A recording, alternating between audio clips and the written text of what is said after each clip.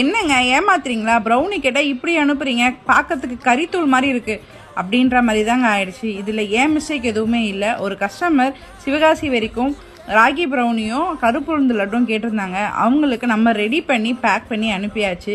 ஆனால் கொரியரில் என்ன ஆச்சுன்னு தெரியல, ராகி ப்ரௌனி வந்து ப்ரௌனியாக போல் கிட்டத்தட்ட என்ன சொல்கிறது, களிமண் நார் மாதிரி போய் சேர்ந்தது.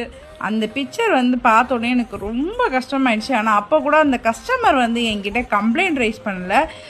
நானாக கேட்டதுக்கப்புறம் அவங்க அனுப்பின பிக்சர். பட் அதை பார்த்ததுக்கப்புறம் நமக்கு மனசு கேட்கல.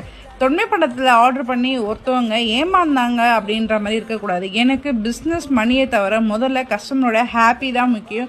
ஸோ உடனே என்ன பண்ணேன்னா அவங்கக்கிட்ட டைம் கேட்டு, ஏன்னா அந்த டைம் எனக்கு இன்னொரு ஆர்டர் இருந்தது.